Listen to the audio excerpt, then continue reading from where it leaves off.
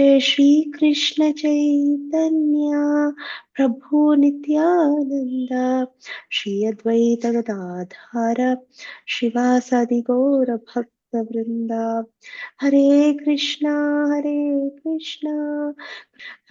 Rama Rama Rama Hare Hare.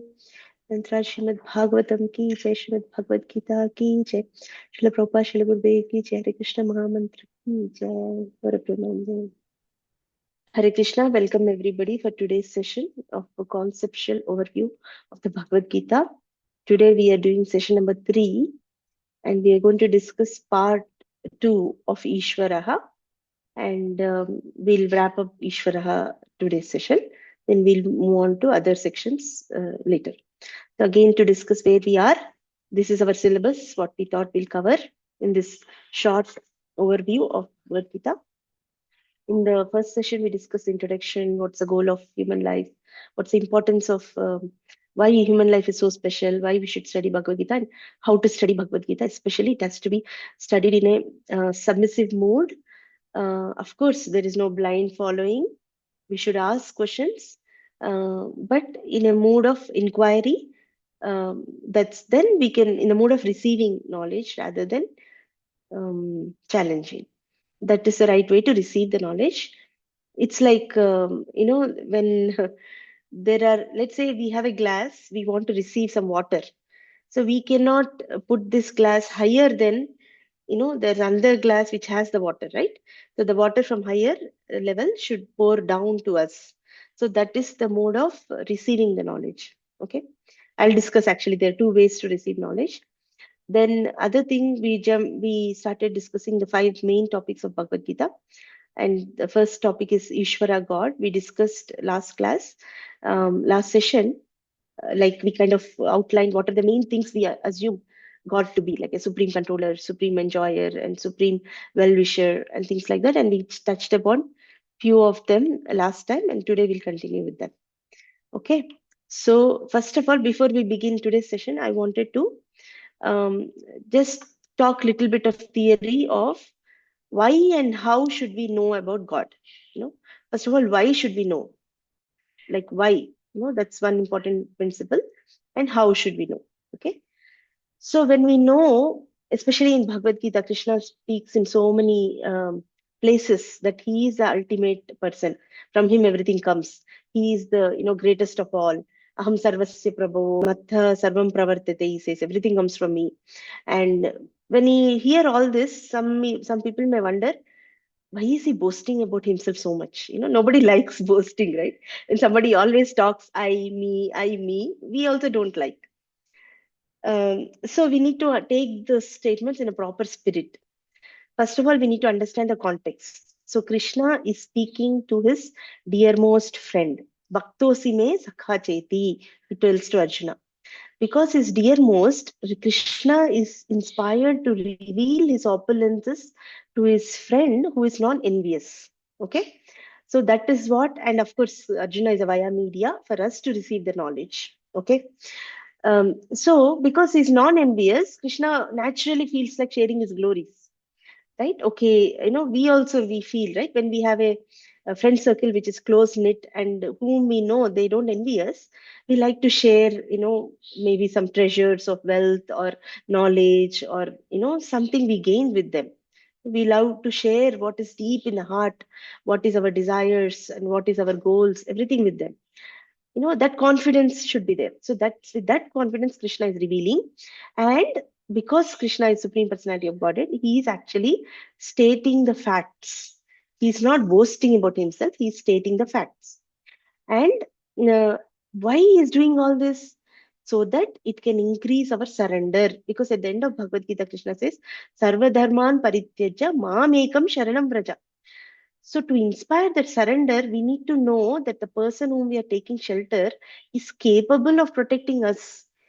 If we don't want to take shelter of anybody whom we think is less powerful than us, if they are also like us, who, are going to die, whose soul is going to transition to different body, then what is the point in taking shelter? Actually, Bhagavatam talks very strongly.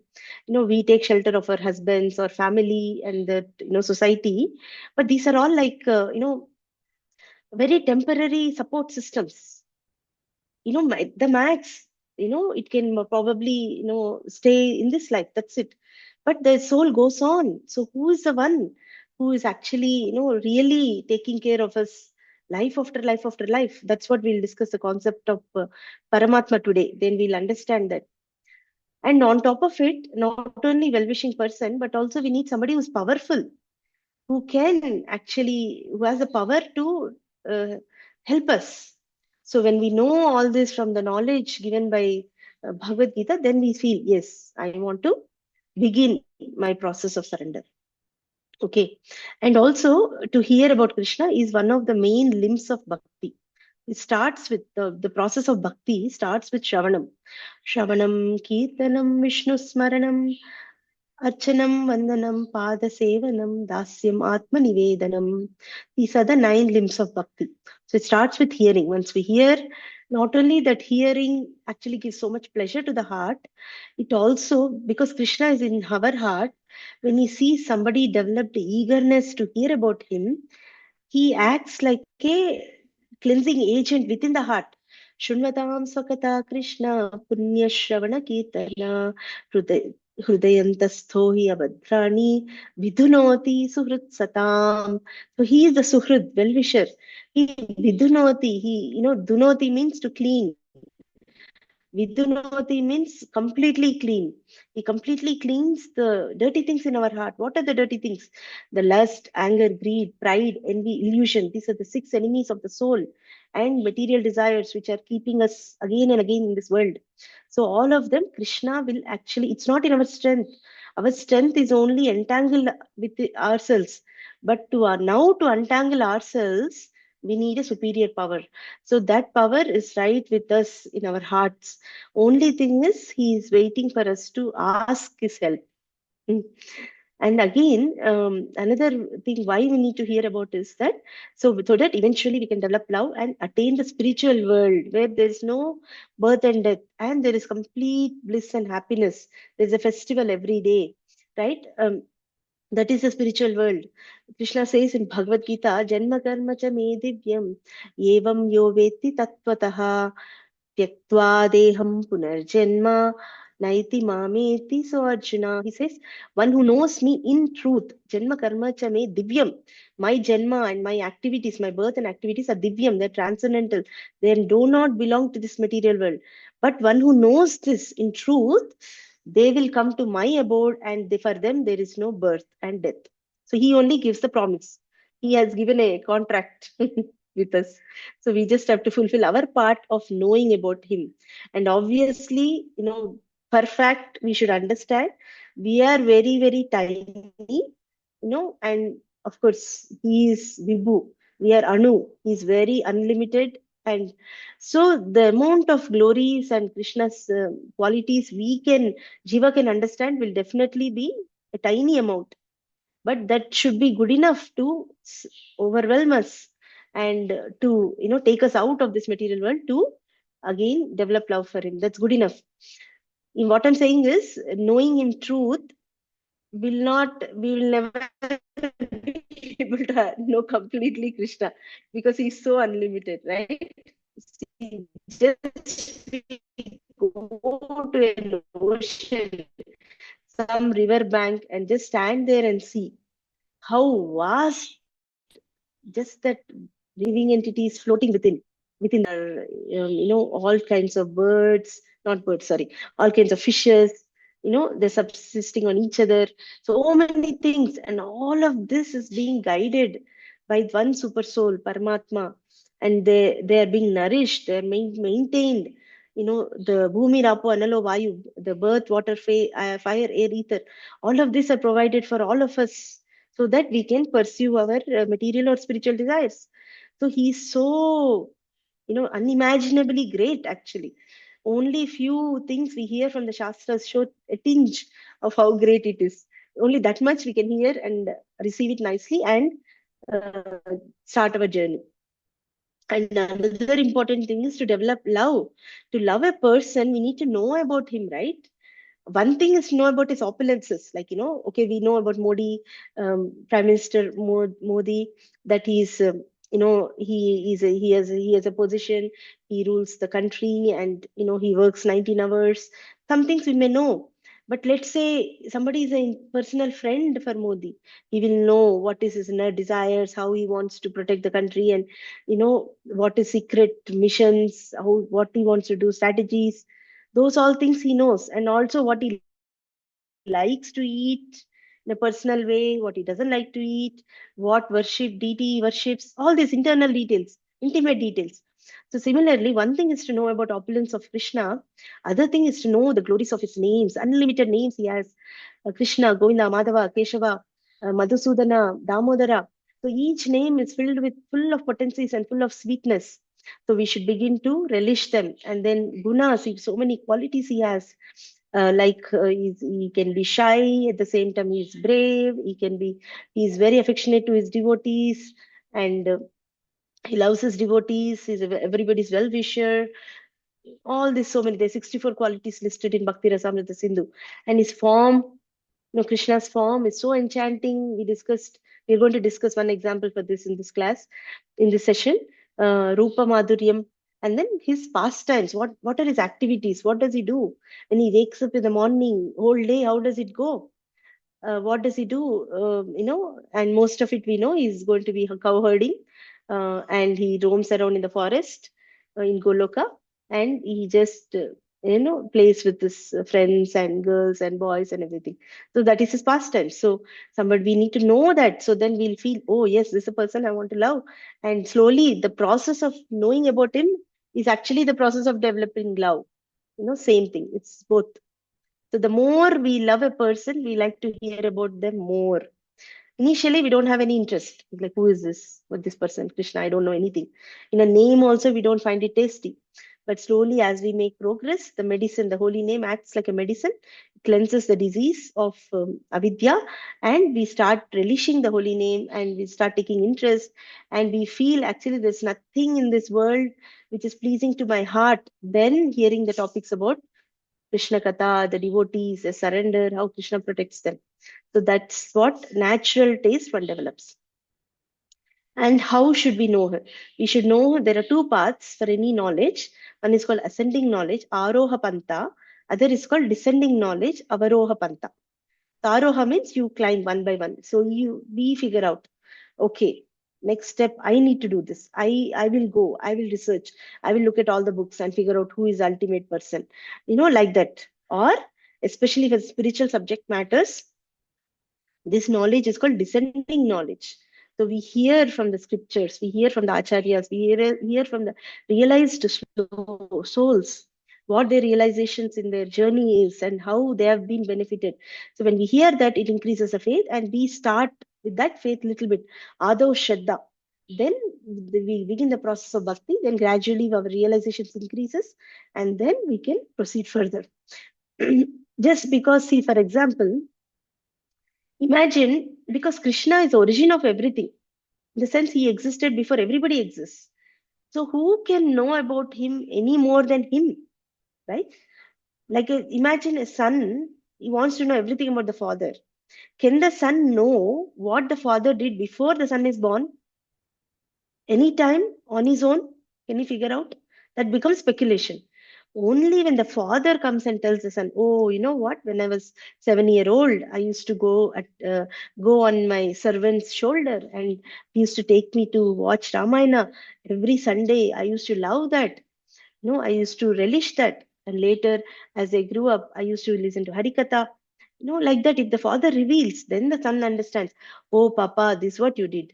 So, similarly, actually, there is a verse, it says that Krishna only says in Bhagavad-gītā, it says, Name vidu suraganaha prabhavana maharshaya ahamadirhi devanam maharshinam cha sarvashaha. Krishna says, I am the origin of maharshis, devas, and suras, and so everybody. So nobody will know me, he says. And Prabhavam, he says, I'm the original, the source of everybody. So nobody will know me. So that's the reason when Krishna says in Bhagavad-gītā that he is only saying about himself, we should be so happy. Okay, good, we are hearing from the right source. Because who can know better than ourselves, than us, right? Similarly, who can know better than Krishna, than about him, than himself, right? Like that. So that's why that the example of the glass and water applies here in the descending knowledge. Okay.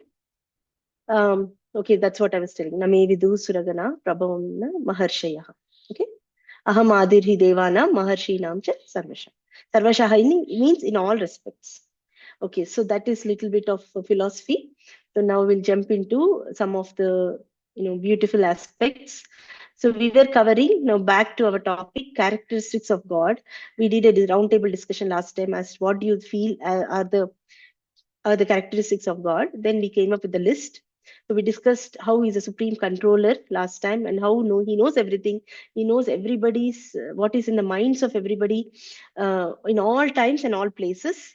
And also we understood that he is a source of all the worlds. He's a source of all the avatars. And within that, he has 4 special qualities which he manifests in full. And which only he manifests, Krishna manifests in full. And that's what we touched upon last time, and we'll continue from there. Okay.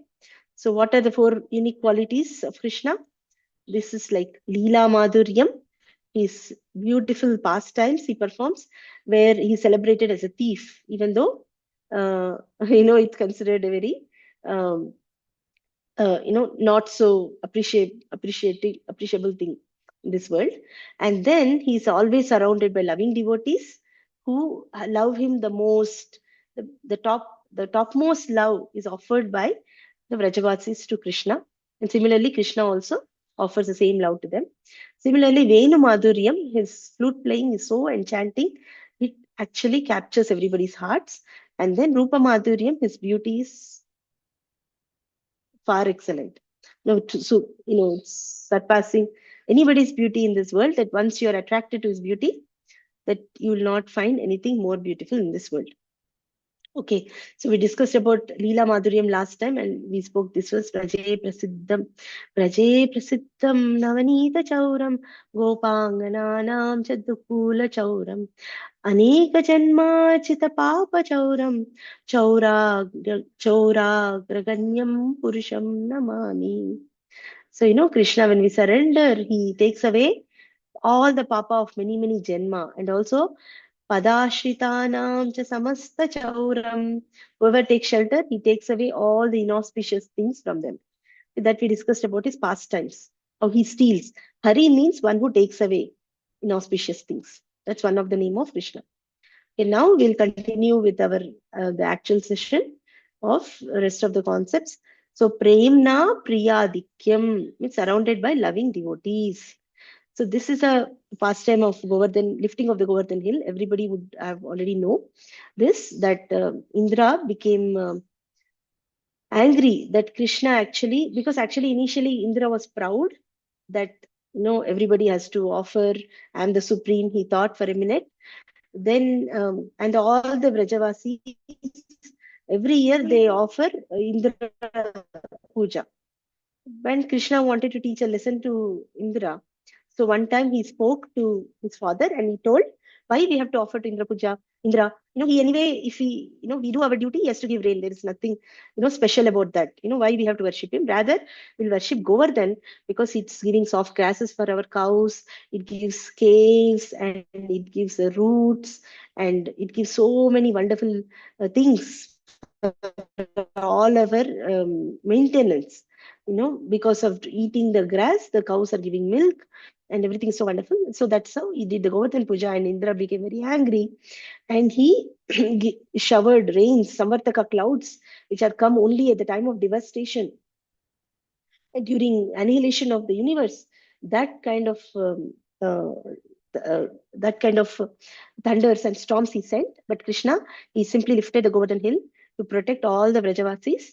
And 7 days and 7 nights, all the Vrajavasis were able to simultaneously exchange their relationship with Krishna at that time. Usually, all the rasas have a specific location.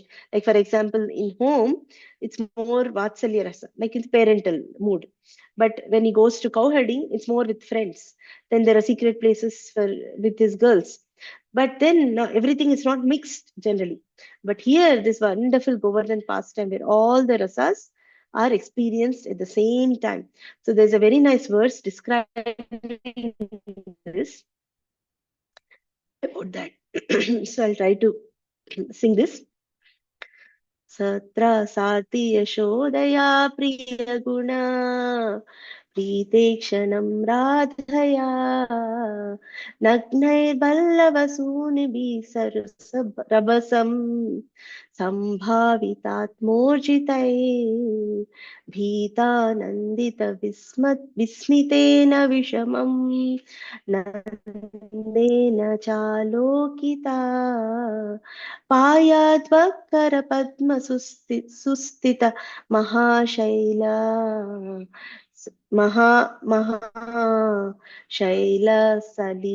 सलीलो Hari Shardula Vikriditam is a meter. Okay, what they're describing is Yashodaya. Yashoda is looking at Krishna with sa trasa arti. She's so much in pain as well as distress, seeing Krishna without eating food for 7 days and 7 nights. So she is just worrying. What will Krishna is becoming weak on top of it with a single finger is lifting such a big mountain. Oh, how much weakness he's feeling. And Radha is looking at Krishna with all his good qualities she's appreciating in her dear friend with loving glances. Preeta Ikshanam, she's glancing him lovingly. And whereas Nagna Ballavaha, which are like the cowherd boys, young boys, and they're sons of the cowherd men, they are enjoying, getting lot of joy, sarabasam, with joy. They're thinking that Krishna is one among us, is equal to us. We will also help him. What is this? He can we will support him. They're lifting their sticks and they're helping him. And Nanda Maharaj is looking with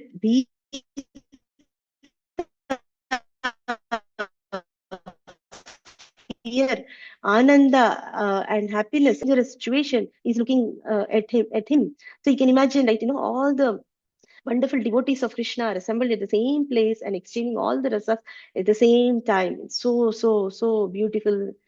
That's why Krishna reciprocates according to our mood. So whoever wants to see him as a friend, he appears to them like a friend. Whoever sees him like a son, he appears to him like a son. So that's one of the point. Now let's discuss some points about Venu Madhuryam, beauty of his flute. So actually here I can take your help to recite this in English. Maybe whoever wants to read can take chance. Using their unpraised ears as whistles, the cows are drinking the nectar of the flute song flowing out of Krishna's mouth. The calves, their mouths full of milk from their mother's moist nipples, stand still as they take Govinda within themselves through their tear-filled eyes and embrace him within their hearts. So it's so nicely described. Actually, for a calf, there is nothing better than the milk from the mother's nipples, right? So that calves also are so enchanted seeing Krishna that they are having the milk full. There's an image I'll show next. They're having their milk full in their mouth, but it's dripping out. They are focused more on Krishna's beauty. Similarly, there is another verse. When the rivers hear the flute song of Krishna, their minds begin to desire him, and thus the flow of their currents is broken and their waters are agitated, moving around in whirlpools. Then, with the arms of their waves, the rivers embrace Murari's lotus feet and, holding on to them, present offerings of lotus flowers. Yeah, so everything is personal in Vrindavan. So the rivers also are feeling anxious to meet Krishna. So they're with their waves, which are like arms, they're giving lotus flowers, offering at the lotus feet of Krishna. So that's a nice image. I wanted to give full screen.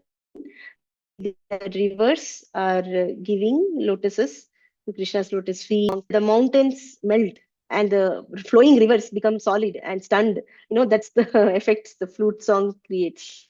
And the calves, they are gazing. Of course, I couldn't get the image with the milk dripping and all, but this is the closest we could get. Context here, where the Brahmana Patnis, they actually, even though mothers and husbands restrict them, they were so anxious to go see Krishna, and he's appearing like this. So, Shyamam Hiranya Paridhim Vanamalya Barha Dhatu Pravala Natavesham Manuvratam Se Dinyastahastanitarena Dhunanamabjam Karnopalalakampola Mukhabjahasam. So the description is Shyamam, he's wearing a yellow color dhoti. Hiranya Paridim, so it's like golden yellow. Paridim means it's a wrapping around his body. Vanamalya, he's wearing a Vanamali, the 5 forest flowers are in his garland. And then Barha is also wearing a peacock feather on his crown. And Dhatu Pravala, and he's also wearing nice, beautiful forest minerals, on his body, decorating his body. And Pravala are nothing but fresh leaves, everything, like, which fresh, like, what to say, Chiguru antar Telugulo, adi Pravala, he's decorated with all this. Natavesham, and he's in the dancing pose. Natavesham. Anuvrata means a friend. Amse means on his shoulder. Saptami, on his shoulder, he is placing his one of his arm. And Itarena means another arm. Vinyasta hastam. So he is just twirling his lotus with the other hand. Dhunanam means twirling abjam, the lotus. Okay. And how does his face look like? Karnotpala. In his ears, he has 2 lily flowers, Utpala flowers, 2 lily flowers. And then Alaka Kapola, and his cheeks, Kapola, are his curly locks, hairs are coming to his cheeks. It's supposed to become in the front, maybe the image didn't show. And then Mukhabjahasam, his face is like lotus face, and there is a mandahasam, a slight smile on his face. So now that this AI is helping us, kind of visualize some of these shlokas, which earlier perhaps would have taken many, years of work. So this is so nice. We can relish Krishna's beauty. These pictures are considered like a windows into the spiritual world. So if we can memorize the shloka, absorb the meaning, and remember this again, we can recollect this image and remember Krishna like that. Okay. Now we'll move on to the next section. Any questions so far? Action. So Krishna is supreme well-wisher. Okay. One is called friend, but Suhrit is even more. It's like really they want our.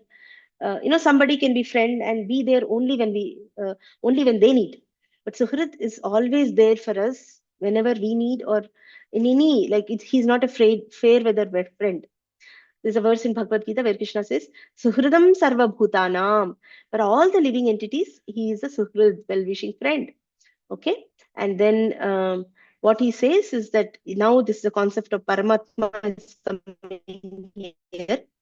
Sarvasya cha aham hridi sannivishto mattha smritirjnanam apohanam cha vedaischa sarvairahameva vedyo vedanta kridveda videva cha aham sarvasya hridi sannivishtaha. I'm situated in everybody's heart, and from him comes what? Smriti. What does he do? By sitting as a Paramatma, he gives us Smriti, knowledge. Smriti is memory. Jnanam, knowledge. Apohanam, forgetfulness. So as a Paramatma, he's giving us step-by-step knowledge of our desires. He gives us a knowledge of, whatever knowledge we acquire in the material world, he makes us recollect in the time of exams. And he also sometimes make us forget our pains and miseries, so we can start every day fresh. So that's all coming from Paramatma within our heart. And he's saying, Ahameva Vedya, Veda, from all the Vedas, I am to be known. That means he's a goal attained by studying the Vedas. And he's also the compiler of the Vedas, Vedanta Krit, and Vedavid, and he's a knower of the Vedas. He is the one. So he's telling that, I am everything, I'm the goal of everything. So please, serve me, do devotional service to me. And the concept of Paramatma is described as two birds residing on the same tree. One Paramatma, the super soul, is untouched, is not by the material nature, whereas the Jiva, the living entity, is trying to enjoy the fruits of material activities. And some fruits are bitter, some fruits are happy, sweet. When eating bitter fruit, it's enjoy and it suffers misery. When eating the sweet fruits, he is very relishing. So, but whereas this super soul bird is waiting when this Jiva, when it got fed up with trying to enjoy this material world, turns to him and says, "Okay, my lord, seems like there is no happiness here. Can you show me a different way? Maybe there's a different purpose for life. Can you direct me?" Then the same Paramatma now directs us to the association of devotees. Then when we get to know what is the process of devotional service and how I can always be happy in this world and also attain the spiritual world. So that same Paramatma, so he is waiting for us to turn and ask him the right questions. Okay. And what does they do, Paramatma? Upadrashta Anumanta. He's overseer and permitter. We cannot see anything without Paramatma first seeing. We cannot do anything without sanctioning of the Paramatma. So we are under his subservience anyway. Better if we lovingly serve him, then we can receive his love also. Otherwise, we are on our own. Okay. Upadrashtanumanta cha bharta, master, he is a master. Bhokta Maheshwaraha, he is an enjoyer and he is the supreme lord. Paramatmeti chapi yukto dehesmin purusha paraha. He is also called as Paramatma and he is dehesmin, the same body, asmin dehe. Another Purusha is another Purusha, Paraha Purusha, the supreme Purusha. So there are two souls in this body. One is the Jiva, living entity. That's what we'll discuss in the next session. What is the Jiva Tattva? And also there is Paramatma, all there, always guiding us step by step. If somebody wants to be a drunkard, Paramatma will tell us where to go, how to associate with similar drunkards and become a drunkard. If somebody wants to be a devotee, he will also similarly direct, as we discussed. Okay. So that's why he's a supreme well-wisher, because he is not forcing us to surrender. He is giving us a free will to do whatever we want. That's why, and he's also very equal to everybody. Samoham sarva bhuteshu name dveshyosti na priyaha ye bhajanti tu mam bhaktya maite teshu chapyaham. So Krishna is saying, I'm equal to everybody. Aham samaha asmi. I'm equal to everybody. For sarva bhuteshu, for all the people, I'm equal. Name dveshyaha, I do not hate anybody. Na priya, I do not like anybody. Basically, he is not partial. Okay. For everybody, he provides earth, water, air, fire, ether, and also allows them to fulfill their desires, be it material or spiritual. Parantu, ye bhajanti tu mam bhaktya. So whoever with devotion worship him, maite teshu chapyaham. I am in him and they are in me. So actually, this is an equivocal sentence. In first sentence, he's saying, I'm equal to everybody. I do not hate or I'm not dear to anybody. In the second sentence, it says, but whoever worships me, they become my intimate people. So somebody may doubt, okay, first sentence he's saying not partial. In second sentence, he's saying is partial. How do we understand this? So the way to understand is, as Paramatma, he's neutral to everybody. As Paramatma, he gives everything to everybody. Even for an atheist, the knowledge of how to defy God is given by Paramatma. The knowledge he cultivates and where and the words he speaks, all this is provided by Paramatma. But when a devotee approaches Krishna with devotion, then the Bhagavan aspect, who is in Goloka, who is playing his wonderful pastimes, that Bhagavan is reciprocating personally with the devotee now. And he wants that personal relationship. This is the journey of a Gopakumar. He travels to different, given by Brihad Bhagavatamrita in Sanatana Goswami, where he travels different planets within this universe. Then he crosses the Viraja ocean. Then he crosses all the Vaikuntha planets. In every planet, he's trying to find a person whom he will be exchanging relationship by which he will be satisfied. But still, he was never satisfied. He crosses all the Vaikuntha planets. He goes to Ayodhya, then he uh, goes to Dwaraka, he goes to Mathura. Then finally, when he goes to Goloka and meets Krishna, then he feels, yes, this is what I was looking for. This is what intimate, loving relationship I'm looking for. So that's how Krishna actually. Why it's so important is that Krishna says in Bhagavad-gītā, तेषां सततयुक्तानां भज तेषां सततयुक्तानां भजतां प्रीतिपूर्वकं ददामि बुद्धियोगं तं येन मामुपयान्ति ते. So Krishna says, Aham buddhiyogam dadami. I give him the knowledge by which he can come to me. So once we turn to Krishna in devotional life, Krishna will tell us what's the next step we need to do. He will give us the inspiration, he will give us the support, everything. We are no more alone. We are supported by the all powerful Supreme Lord because He is a well wisher. Now He wants our real happiness, not just this temporary happiness in this material world, but the real happiness where there is no pain of misery at all, tinge of misery at all. So He personally guides us from within the heart. Okay. So now we'll go to the next topic, how he's supremely lovable. Okay. So, so for that, we need to little bit understand the rasa theory. Okay. There's a concept called rasa. Okay. Rasa is nothing but mellow or flavor or juice. We tell, right? We will say, I will drink nimben rasa or I will drink mango rasa, we say, right? So that's like a juice, which is relishable, which is which is easily drinkable, right? But in the concept of, as a concept, it means a mellow or a flavor. Okay. Basically, the mood, essentially, the mood with which we approach anybody. Like, for example, you approach a father, see, like a housewife may have multiple relationships. The way she interacts with her husband is different from the way she interacts with her sons. The way she interacts with her father is different, right? So, the same person interacting differently, the mood is different based on the relationship. So, that is called rasa. So what is rasa? Rasa means rasyate, aswadyate, iti rasaha. That which is tasted. We can taste it. One is the food, which there is shed rasas in food, where is madhuryam, lavanam, katu. There is sweetness and salty and pungent and bitter. These are six tastes in rasa. So similarly, there are in loving relationships also there are rasas. But before we get into the bhakti rasas, first we need to understand there are two types of rasas. One is called mundane rasa or material rasa, other one is called bhakti rasa. So everybody is looking for enjoyment, everybody is looking for happiness, no doubt about it. That's what will prove. Raso vaisaha rasam hi labdva anandi bhavati. Everybody is looking for enjoyment.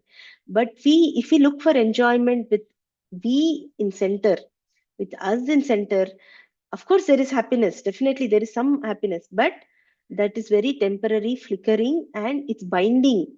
But whereas the happiness we experience by keeping Krishna or Narayana or Rama in center, that happiness is eternal and liberating and purifying and satisfying. So that's why we need to figure out what type of happiness we want. Okay. So now just a short table of differentiating these two rasas. The center, who is the center for mundane rasa? I and mine. No, I want this, I want this, I want this, whatever. But whereas bhakti rasa is Sri Krishna or Vishnu Tattva, anybody. What is the happiness? This happiness, of course, there is happiness, but it's very, very temporary. We go watch a movie and that's it. After the movie, we have to come back to our world and deal with our problems. People have to drink. Sometimes they take to drinks to forget their problems. So these are all temporary reliefs, temporary happiness. But whereas the happiness, it's an eternal bank account, it's situated. So it continues life after life in Bhakti Rasa. Karmic effect, it's binding. Whatever bad things we do, or good things we do, we get karma. We have to face it. Good things we have to experience happiness, bad things we have to suffer. But whereas in any devotional activity, there is no karma created. And satisfaction, there's not much satisfaction. There's only superficial satisfaction. Unless we know there is a higher satisfaction, actually, we will not realize we are not at all happy now. So called now we feel, oh, I'm happy. But actually, this very, very tiny the happiness we're experiencing. Unless we get the higher taste, param drushva nivartate, Krishna says, the param rasam, once we experience the higher taste in bhakti rasa, we will no longer find any, it looks very pale, very dry, very, what to say, not satisfying. You actually, bhakti is, we don't have to run away from material happiness. Automatically, because we get the higher taste, those don't, they don't entice us anymore. They don't entangle us anymore. That's a gradual process of bhakti.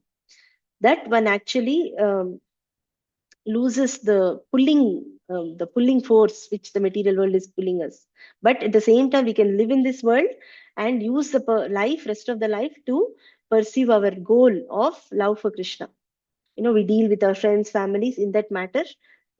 At the same time, we are not going to go to forest and avoid ourselves from the society. But at the same time, in our heart, our goal is fixed. Similarly, satiation. Satiation is different from satisfaction. Satiation means like, I have enough. I had enough of this.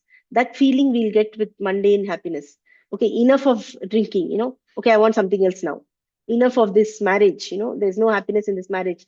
I'll go find somebody else. That's what we'll experience in material perspective. But in the Bhakti Rasa, when we do, it's ever fresh. Same chanting of Hare Krishna mantra we are doing for so many years. The same books we read, Bhagavad-gītā, Bhagavatam. But that's keeping us more and more going deeper and giving us more and more happiness. So that's why Krishna also is described as Nava Yavvanam Cha. He is ever fresh, ever youthful. So we can discover more and more qualities in Krishna, more and more qualities in Bhakti, more and more qualities in devotees, which keep going us further and further and further, experiencing bliss in this life also.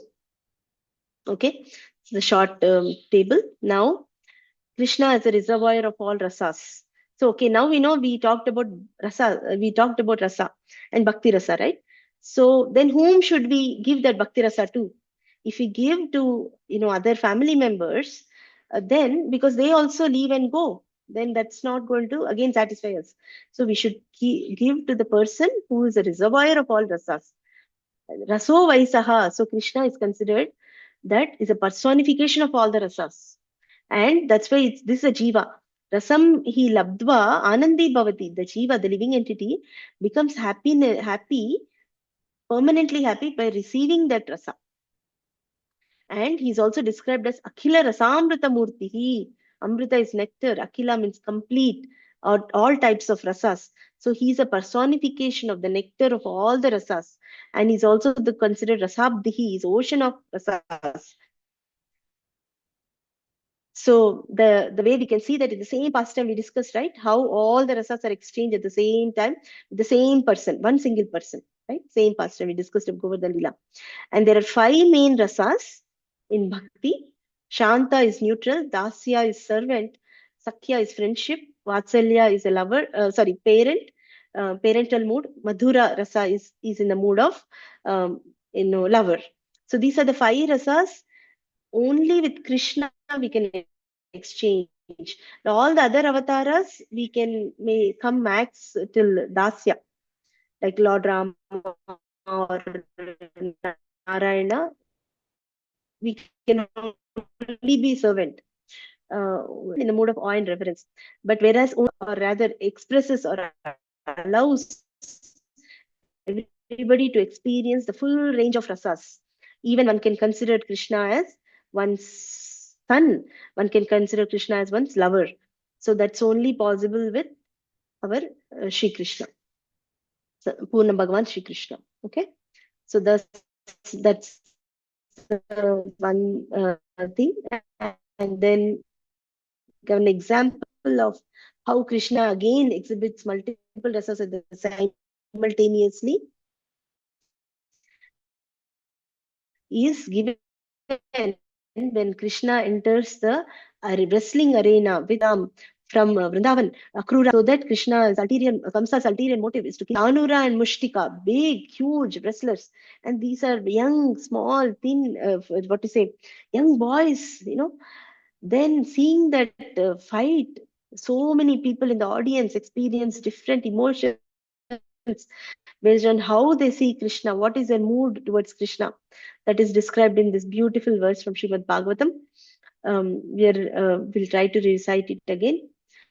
मल्लानामशनिर्नृणां नरवरस्त्रीणां स्मरो मूर्तिमान् गोपानां स्वजनो सतां क्षितिभुजां शास्त्रा स्वपित्रो शिशुः मृत्युर्भोजपते विराडविदुषां तत्त्वं परं योगिनां वृष्णीनां परदेवतेति विदितो रङ्गं गतः साग्रजः. So different people are seeing Krishna in different way. So instead of explaining here, I have created a chart for you to easily follow the moods and the people how they're seeing. For example, Mallaha, wrestlers. Wrestler is anger. They are angry to see Krishna. It's like, oh, he's my opponent. I need to fight him. Naraha, Nareshu Varaha, best among men. And this is a mood of Adbhuta. Wow, such a best male is coming in front of us. Sriyaha, the ladies are seeing him as Smaramurtiman, Cupid incarnate. It's like they're feeling, amorous feelings towards him. Shungara, romance they're feeling. Gopaha, the cowherd boys. Swajanaha, their kingsmen. They are feeling hasya, humor. What is this, Aram se gira denge. Asat Rajaha means they're unsaintly kings. They're looking at him as punisher. Swapitaro means his own parents. They see Krishna as a child. Our child is so young, is komal, and he's so tender. His limbs are so tender, and he has to be fed. How can he fight with such huge, well-trained wrestlers? And they're feeling the sense of piteousness or daya. And Kamsa, the Bhojapati, Kamsa, for him, Krishna is like death personified, Mrityu Eva, death personified. And he's thinking, after killing this wrestlers, Krishna is going to jump up, come to the stage, and also kill me. So his every moment is absorbed in fear. So he's feeling horror, afraid. Then avidvamsaha means unintelligent people.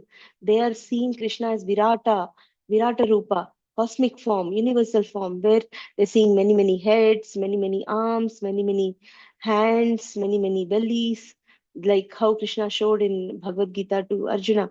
So they are feeling a sense of ghastliness or disgust, like, they are not able to, that emotion, they're not able to process the overwhelming nature of the universal form.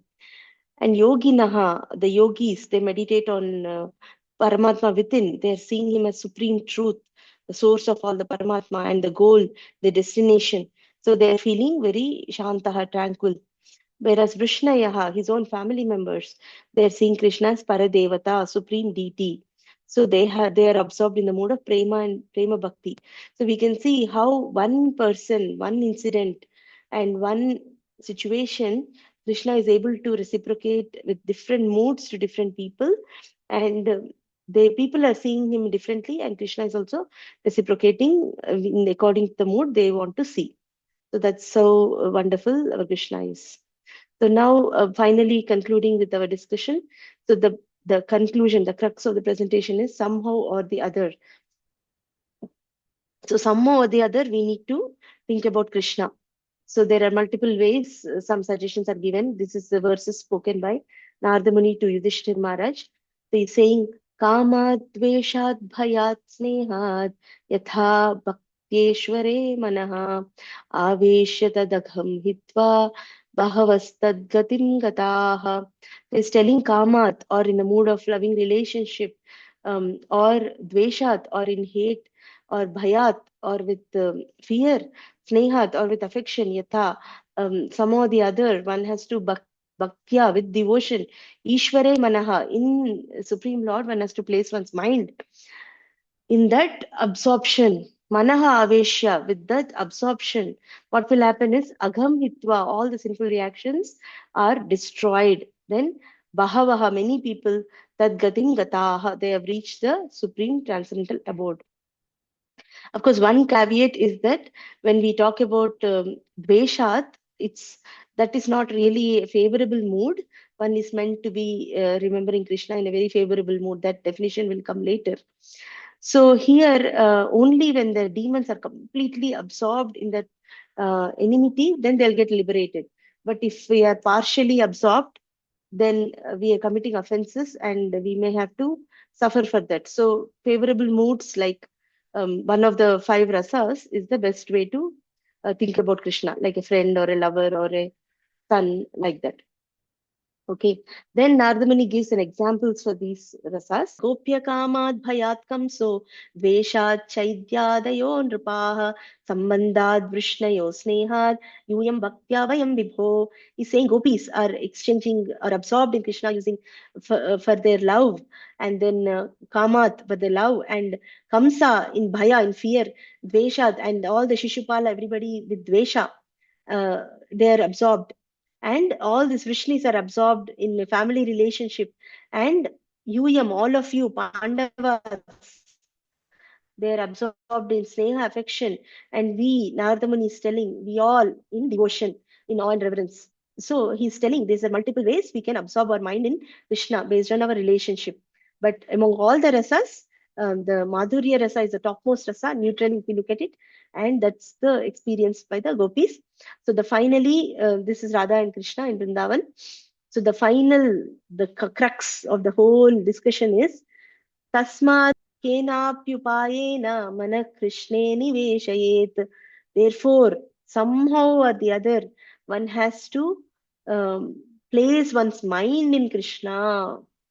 One is placing one's mind in Krishna, other one is placing Krishna in our mind.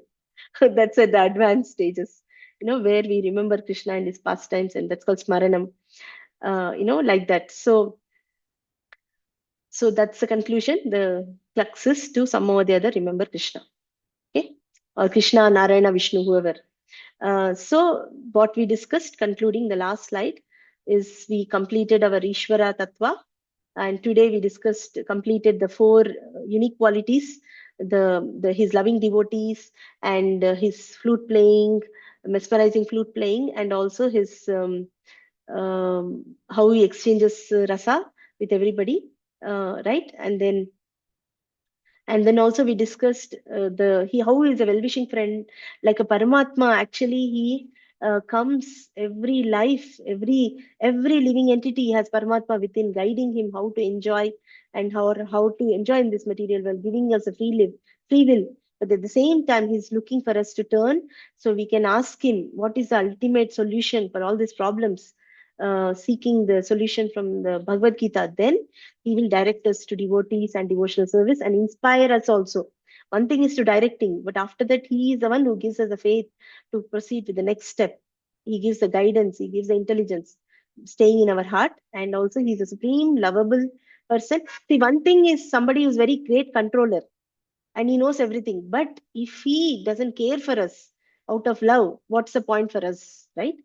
But Krishna, our Krishna or Narayana or all the Vishnu Tattva, they love us, that they want our ultimate welfare, and they come again and again. They send saints, sages to give this message that stop, come to spirituality, inquire, who you are, find out what is ultimate goal of life. That's what they're guiding us again and again. So that's our concluding slide. So we'll end with Shri Krishna Arpanamastu. So all the good things are received from our Gurujanas. And of course, I made a lot of mistakes. All that's are my faults. Please try to ignore them and try to seek the essence. If there is anything good in this, please, I pray it may touch your hearts and help you in your journey. So we can wrap up here. Now we can open up for any questions or comments anybody has. I have no questions, but it was a very interesting session, ma'am. Thank you so much. Thank you so much, Saima. Thank you. I can just reflect that when we are talking about Krishna and different rasas, different forms, I mean, what if we ourselves, if I see myself and people around me the same way, that and we can accept each and everyone in the same way, that we can be like, you mentioned about the form of a thief. Hmm. But that is still being human. So that Hmm. also exists, and this also exists. So let's not negate the so-called negative aspects of life, which is being human. Hmm. But Hmm. there is always a learning. So Hmm. I am Krishna. I can say, like, I have all those different forms existing Hmm. in this life. Hmm. Yeah, So we are yeah, we are see, we said the man is made on God's image. So we, all of us, in every tendency we do, we can always see that actually the originally the pure tendencies are there in God, and we express them in a very tiny part because we are so tiny, like that, and in a way, by knowing our tendency we can also see, oh, he's a supreme purusha, so hopefully he may also have this, all of this. But whenever he does, it's completely pure. And when we do this, we get in trouble. the same yes, the same thief stealing we do, we get into trouble. yeah. But that's the difference. Yeah. Thank you, Saima. Yeah. Then that's good. Then we'll end here. Thank you so much for patiently listening. Um, so Hare Krishna. We'll see you next week. Hare Krishna. Thank you, ma'am. But I really want to thank you for this service that you're doing. It's great. It's really honored you taking out time rather than we taking out time Yeah. for Thank you these so much. sessions consecutively. Yes. Yeah. Thank you so much. Yeah. Thank It's you. my life, and as I said, between the speaker and audience is more important. Gradually, I see audience dropping. So hopefully, we'll complete this session series. So, anyways, so let's pray. Whatever it Yeah. is, hopefully it will help somebody. Krishna will guide us. Okay. It's okay. Thank you. Yeah. Yeah, will lead the path for us both. Yes. Yes. Correct. Thank Okay. you. Thank you, Bye. Saima. Hare Krishna. Hare Krishna. Hare Krishna. Hare Thank you. Krishna.